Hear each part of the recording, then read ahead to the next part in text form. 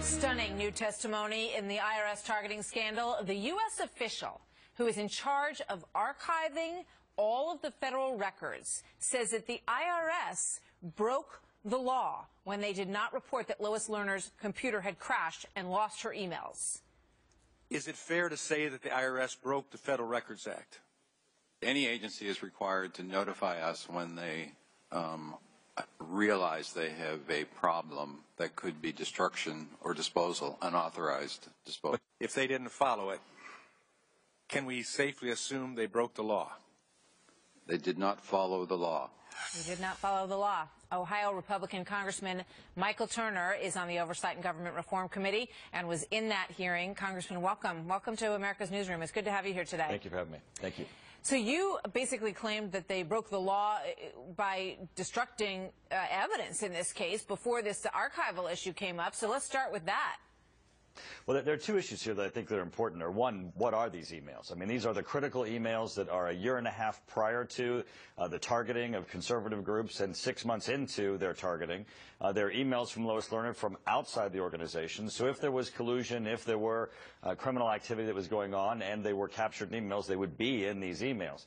Now, the archivist, what's important about the archivist being left out of the process is that the archivist is supposed to be notified for the purposes of retrieving or finding the emails.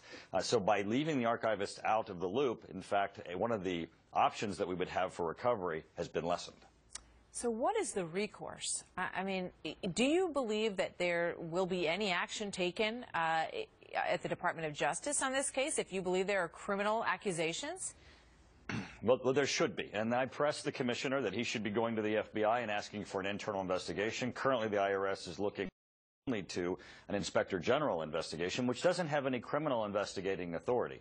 Now, the archivist is also undertaking an internal review of the IRS's decision-making with respect to these emails, and if they conclude that laws have been broken, they will refer it over to the Department of Justice also to commence action.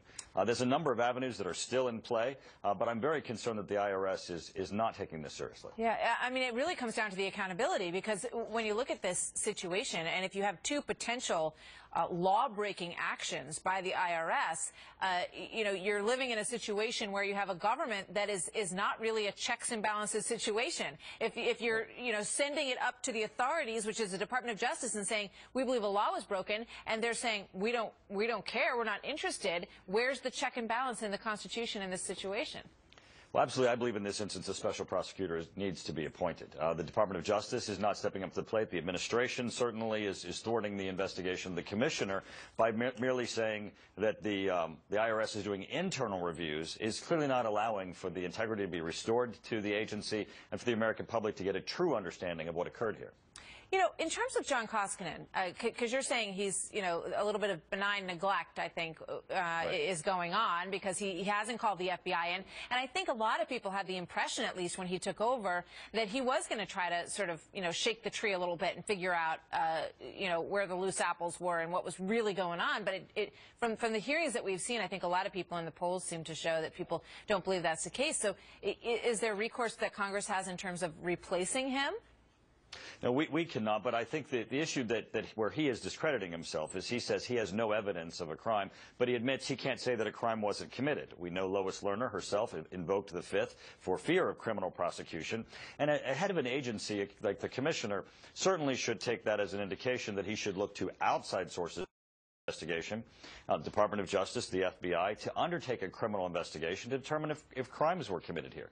I believe that those investigations should move forward, and the White House certainly should be stepping to the plate to initiate those also. And the director of the FBI cannot instigate it on his own, correct?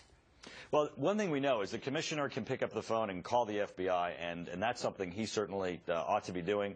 Certainly the White House can direct it, also the Department of Justice. There's a number of avenues where this investigation could be initiated, including the archivist who's undertaking his own investigation. Yeah. Well, we'll see. So far, not so much happening on that front. But thank you very much, Congressman Turner. Thank you. Good to have you with us. Thank you.